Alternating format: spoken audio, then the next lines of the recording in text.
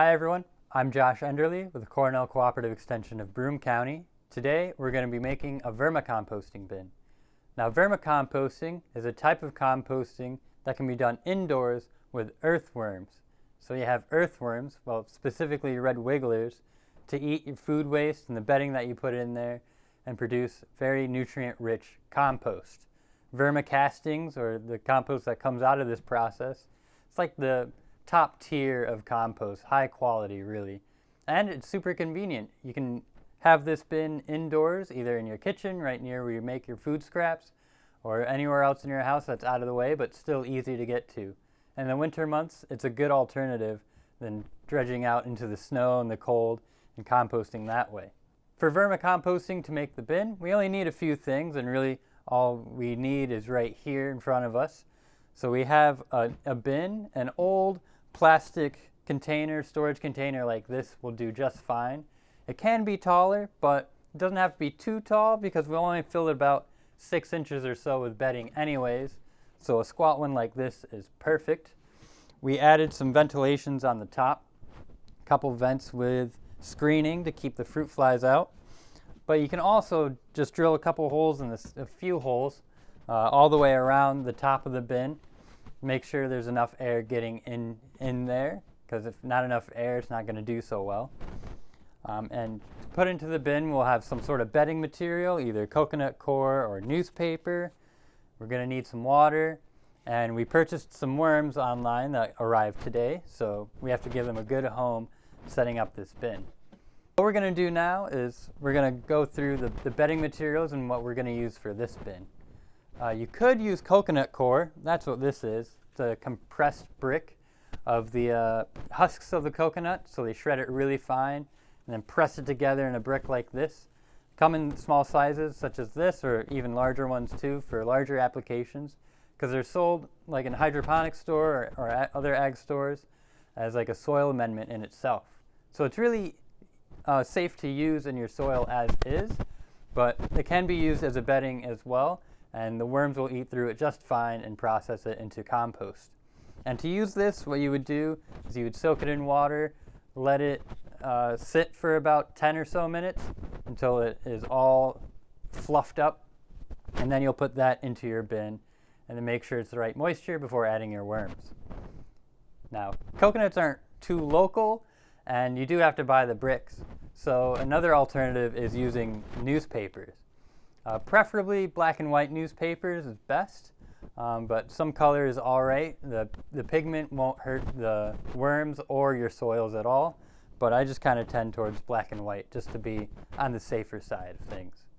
And what we're going to do here, how to process newspaper, is you find the kind of ridges, the rough part of the newspaper, and that'll show you how it runs up and down the lines of the fibers of the paper. And it'll make it a lot easier to rip with the fiber, with the direction of the grain, rather than against it. So in this case, the rough part is on top. So we're going to start at this end. We're going to first rip a little piece here, and then continue all the way down. You'll get thin strands like this, and this is perfect. What we'll do is we'll set those in our bucket of water here, and we'll go through until I fill maybe about half of this bucket and let it soak for about 10 minutes, and then we'll come back. So all right, it's been about 10 minutes. Now we can take the newspaper. See, it's dripping wet from after being soaked for that 10 minutes. We're gonna wring out all that extra water. We don't want too much water in the bin. Our goal is 80% moisture, and we can see that we've achieved that if there's only like a light stream to maybe a couple drops, just like that. And that's what the worms really prefer. And make sure to kind of rip apart the bedding too. You don't want it really clumped together. This will help cover more area, but it'll also give more space for the worms to work through, because it'll just be difficult for them to work through all the clumped parts of the newspaper. And I will say that's one of the downsides of using newspaper.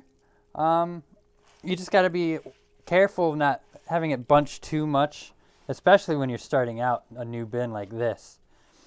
So you want to fluff it up pretty well. And what's really might happen a little bit too, might be a little bit easier for flies to get in, But honestly, if you're managing it well, which I know you will be, not overfeeding your bin and making sure there isn't too much moisture in there, you won't have too much of a problem with that. So we're going to continue through. We've almost covered the bottom. We're like halfway covering the bottom of the bin here. And our goal is to cover about 6 inch deep, at least 6 to 8 would be great. They don't need much more than that. They really only live in like the top 4 inches or so, because these worms, they don't like to bury down really deep. The way they like to live is kind of in the leaf litter, kind of above the topsoil really, and eating that decaying debris, which is why they're really good for composting. We're giving them a kind of debris environment in this bin and mimicking that with the newspaper, especially moist newspaper, and then just giving them extra food, using the food waste to do that. So it's really great. Other worms will need different bin types, really.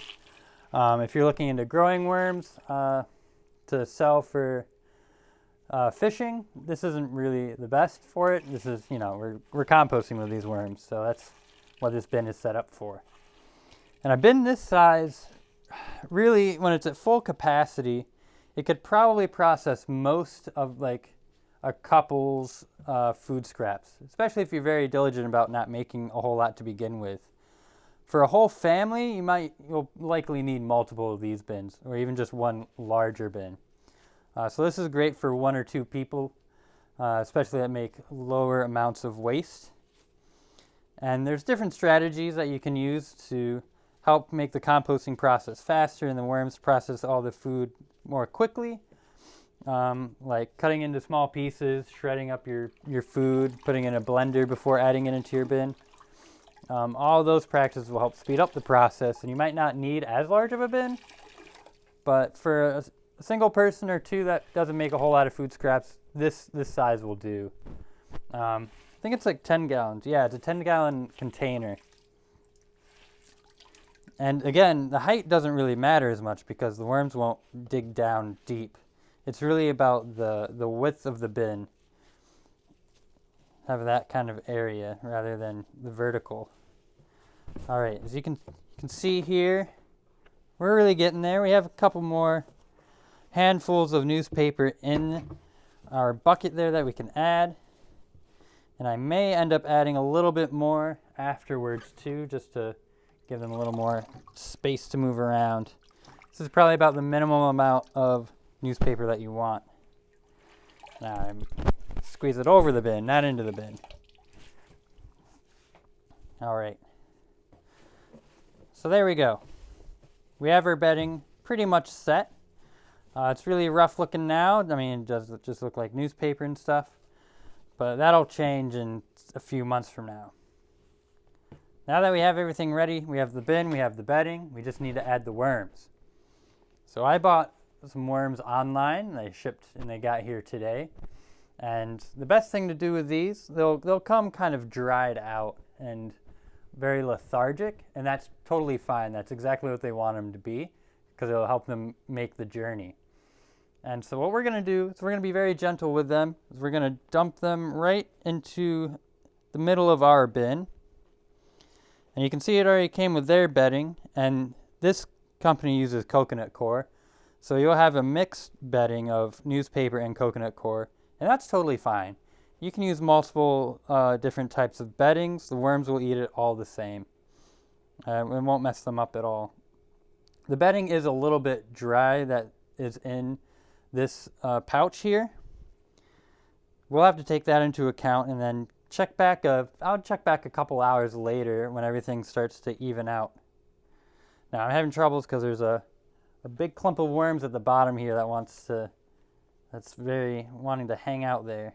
We'll gently coax them out.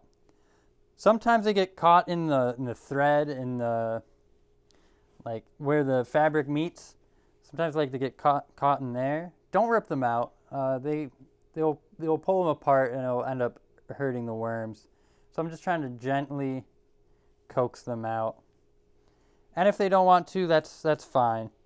We'll give them a little bit. They'll find their way out eventually. They don't want to be in this bag forever. And you can see they're just really, really small worms. Most worms that live in the leaf litter are about this size. The ones that are really large ones that you might think of, like night crawlers, those ones dig deep into the ground. And again, not ideal for what we want them for composting. And now that we got most of the worms out, I'll show you. They're all right there in the middle. This is about half a pound's worth of worms. And ideally, if you're making your own, I would recommend going for a pound of worms. That's about 1,000 worms, but it's, you're not going to count 1,000 worms out, so they just weigh it. And that'll get you up and going in no time starting to compost. Because the amount of worms determines how much how much food scraps you can process. And it's about, if they're really hungry and they're really happy, they eat about half their body weight per day.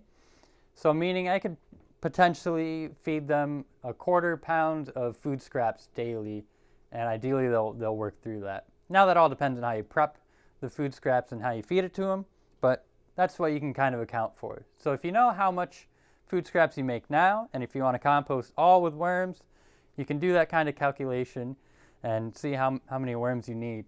A bin like this, about 10 gallons, I'll say comfortably will hold a pound of worms. So if you need more than that, go bigger or get multiple bins. Now what we're doing is we're waiting for the worms to get acclimated to their new home. They made a journey, they came over by truck, and now they're here. Now they just need to get their bearings. And to help them do so, we just keep the bin open and the lights on. The worms don't like the light. They'll think they'll dry out because they think all light is sunlight, understandably so.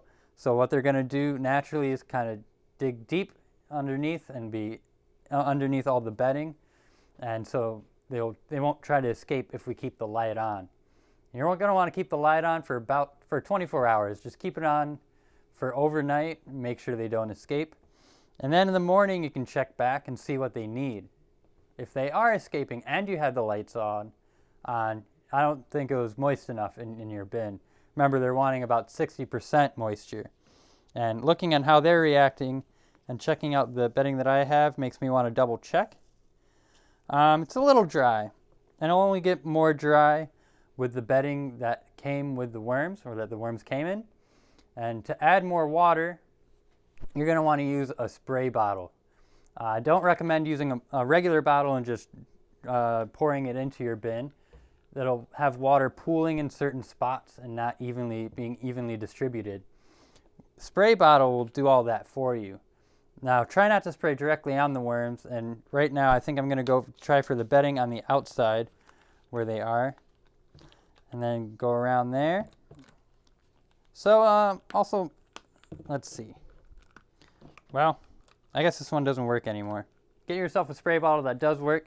Spray the inside of your bin. Make sure it's up to moisture. So that's it for now. That was making the bin, setting it up. I'll be sending out some update videos on how this bin specifically is doing. Be telling you how I feed them, what kind of food scraps I feed them, how I prepare them, and just check in about monthly or so to see how they're doing and how it'll change over time.